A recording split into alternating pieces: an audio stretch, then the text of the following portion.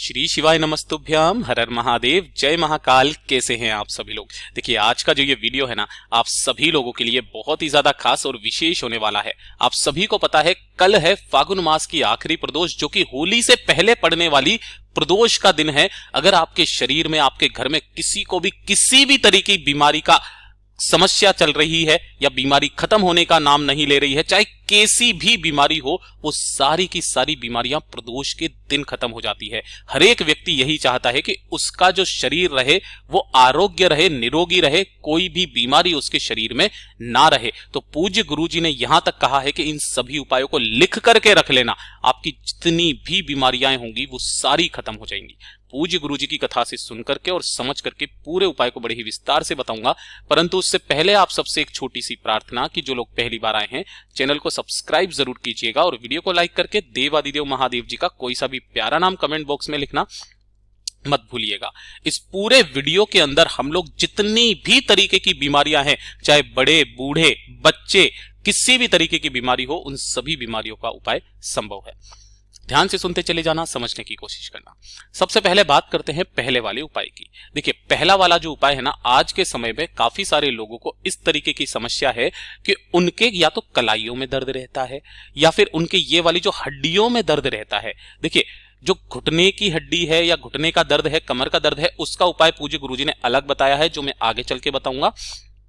ये वो है कि जब आपके शरीर में किसी भी तरीके की कोई जकड़न होती है ना, चढ़र चढ़र करती है या आवाज करती है, हड्डियों में दर्द रहता है, तो उसके लिए आपको एक उपाय इस प्रदोष के दिन जरूर करना है।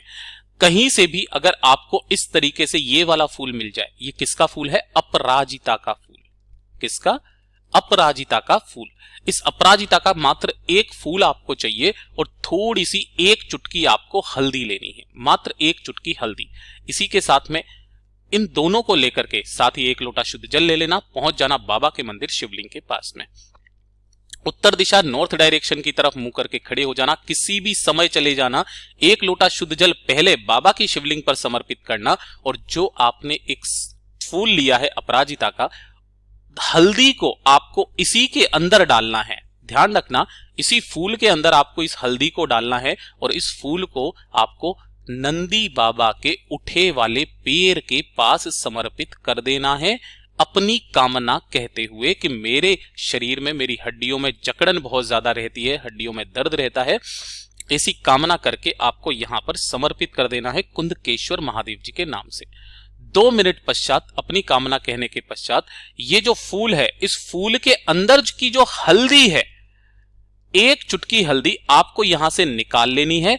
घर जाकर के अपने नहाने की बाल्टी में, या तो उसी दिन या फिर दूसरे दिन, इस वाली हल्दी को नहाने की बाल्टी में डाल करके स्नान कर लीजिएगा। जो भी प्रदोष पड़े, 1 से 2 प्रदोष कर लेना, आपकी हाथों की जकड़न, हड्डियों का दर्द खत्म हो जाएगा। पूज्य गुरुजी का बहुत अद्भुत और अचूक उपाय है, जरूर कीजिएगा। बात कर लेते हैं दूसरे वाले उपाय की।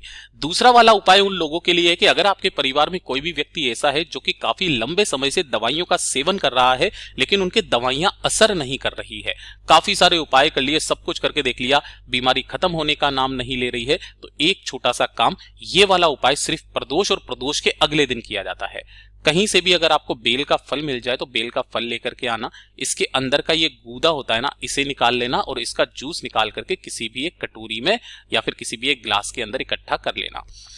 एक लोटा शुद्ध जल लेकर के और इस जूस को लेकर के पहुंच जाना बाबा के मंदिर शिवलिंग के पास में किसी भी समय, और इस वाले उपाय को उस बीमार व्यक्ति के निमित्त उसके परिवार का कोई भी व्यक्ति कर सकता है। उत्तर दिशा नॉर्थ डायरेक्शन की तरफ मुंह करके खड़े हो जाना। जो भी बीमार व्यक्ति है, उस बीमार व्यक्ति का नाम और गोत्र बोल करके सबसे पहले जो आपने बेल का जूस जो आपने लिया है, उस जूस को आपको समर्पित करना है बाबा की शिवलिंग पर। ठीक है, यहां पर शिवलिंग पर समर्पित कर देने के पश्चात जो भी आपने लोटा लिया है ना, उसे आपको यहां पर लगा देना है। जितना बेल का फल आपको रोक सको, मतलब जूस रोक सको, उतना रोक लेना। रोकने के पश्चात इस वाले लोटे को उठा करके एक साइड में रख देना और एक लोटा शुद्ध जल ओम नमः शिवाय, श्री शिवाय नमस्तुभ्यम पंचाक्षरी मंत्र या षडाक्षरी मंत्र का स्मरण करते हुए शिवलिंग पर समर्पित कर देना। बाबा से विनती करके, कामना करके, ये जो बेल के फल का जूस आपने यहां से शिवलिंग से रोक करके निकाला है ना, इसे ले जाना। जब भी वो बीमार व्यक्ति दवाइयां खाना स्टार्ट करे उससे आधे घंटे पहले इसका थोड़ा सा आचमन करा देना और उसके बाद में उन दवाइयों को खिलाना। वही दवाइयां महाराज असर करने लगेगी और उनकी दवाइयां बहुत जल्दी खत्म हो जाएंगी, शरीर में स्वास्थ्य में सुधार आने लगेगा। पूज्य गुरु जी का बहुत अद्भुत और अचूक उपाय है, जरूर कीजिएगा। बात कर लेते हैं तीसरे वाले उपाय की। और ये वाला जो उपाय है ना, 90% लोगों के घरों में ये वाली समस्या बनी हुई है। या तो उनकी कमर में रीढ़ की हड्डी में दर्द रहता है, घुटनों में दर्द रहता है, अंदर की चिकनाहट खत्म हो गई है, घुटने बदलवाने की नौबत आ गई है। तो आपको कुछ करने की जरूरत नहीं है। जो प्रदोष पड़े उस प्रदोष के दिन ये वाला उपाय सिर्फ और सिर्फ घुटने के दर्द, कमर के दर्द और रीढ़ की हड्डी के लिए किया जाता है। ध्यान से सुनिएगा। 1 लोटा शुद्ध जल आपको अपने घर का लेना है, एकदम ताजा जल, ठीक है। इसी के साथ में आपको लेनी होगी 1 बेलपत्र, ठीक है। देखिए, इस 1 बेलपत्र को आपको ऑप्शनल रखना है, मैं आपको बताता हूं क्यों। पूज्य गुरुजी ने कहा 1 लोटा शुद्ध जल प्रदोष के दिन लेकर के पहुंच जाना बाबा के मंदिर शिवलिंग के पास में, उत्तर दिशा नॉर्थ डायरेक्शन की तरफ मुंह करके खड़े हो जाना और उस अवधूतेश्वर महादेव जी के नाम से 1 लोटा शुद्ध जल शिवलिंग पर समर्पित करना। और फिर पूज्य गुरुजी ने कहा कि शिवलिंग पर जो भी बेलपत्र चढ़ा हुआ है उस बेलपत्र को लेकर के आपको आना है, ठीक है। लेकिन अगर शिवलिंग पर कोई बेलपत्र नहीं चढ़ा है तो पहले आपको बेलपत्र चढ़ाना है, फिर 1 लोटा शुद्ध जल अवधूतेश्वर महादेव जी के नाम से चढ़ाना है और अपना नाम गोत्र कामना कह करके विनती करके इस बेल पत्र को उठा करके यहां से लेकर के आ जाना है। शिवलिंग पर पहले से चढ़ा हुआ है तो चढ़ा हुआ बेलपत्र उठा करके अपने घर पर लेकर के आ जाए। प्रदोष के दिन ही रात्रि के 12 बजे अगर आपके घर से या कहीं से भी शिवालय का शिखर दिखे तो उस शिखर को देख करके प्रदोष के दिन रात्रि को 12 बजे उस बेल पत्र को चबा चबा करके खा लीजिएगा। आपके शरीर के, घुटने के, कमर के दर्द के और रीढ़ की हड्डी के जितने दर्द होंगे ना वो खत्म हो जाएंगे।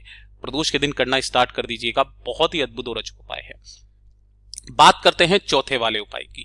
चौथा वाला उपाय, आपके घर में अगर कोई छोटा बच्चा है जो बार बार बीमार पड़ जाता है, उसकी तबीयत सही रहती ही नहीं है, तो आपको प्रदोष के दिन एक काम करना है, एक चौमुखी दीपक तैयार करना है और इसके अंदर 4 लंबी बातियां लगानी है ना। कितनी? 4 बातियां आपको लंबी लगानी है और लंबी लगाने के पश्चात इसके अंदर आपको भरना होगा तिल का तेल।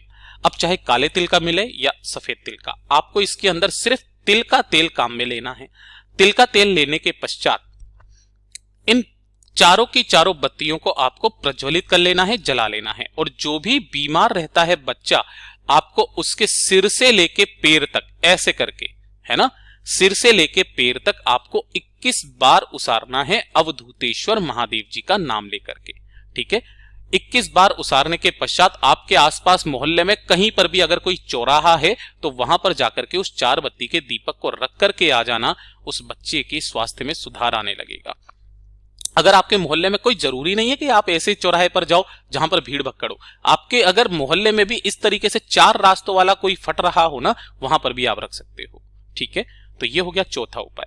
बात कर लेते हैं 5वां वाला उपाय। और 5वें वाले उपाय में मैं आपको 2 तरीके के उपाय बताऊंगा, जो आपको इजी लगे वो कर लेना। और ये वाला जो उपाय है ना, आपकी पेट से संबंधित जितनी भी बीमारियां हैं, पेट की बीमारियां, वो सारी खत्म हो जाती है ना।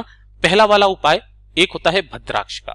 आपको 1 लोटा जल लेना है और रुद्राक्ष नहीं कह रहा हूं, इसके अंदर आपको भद्राक्ष डालना है। किसी भी जो गायत्री विद्यापीठ जो होती है ना, वहां पर आपको भद्राक्ष मिल जाएगा, रुद्राक्ष के मिलता जुलता ही होता है। भद्राक्ष डाल करके पहुंच जाना बाबा के मंदिर शिवलिंग के पास, उत्तर दिशा नॉर्थ डायरेक्शन की तरफ मुंह करके खड़े हो जाना और उस भद्राक्ष वाले जल को आपको शिवलिंग के ठीक ऊपर समर्पित करना है। ओम नमः शिवाय, श्री शिवाय नमस्तुभ्यं पंचाक्षरी मंत्र या षडाक्षरी मंत्र का स्मरण करते हुए जो भी भद्राक्ष आपका नीचे की तरफ में गिरेगा उसे उठाना, धो करके रख लेना। और जो भी जल बहता बहता जलाधारी से नीचे की तरफ आए उसे रोकना और रोक करके इस वाले जल का आपको सुबह के समय जैसे ही आप उठोगे भूखे पेट इस वाले जल का आचमन करना है लगातार 3 दिन। कितने दिन तक करना है? लगातार 3 दिन तक इस जल का आचमन करना है। आपकी पेट की जितनी समस्याएं होंगी वो खत्म होगी। और दूसरा वाला जो उपाय है वो मैं आपको अभी बता देता हूं, ध्यान से सुनिएगा। दूसरे वाले उपाय में आपको लेना होगा गाय माता का कच्चा दूध। किसका?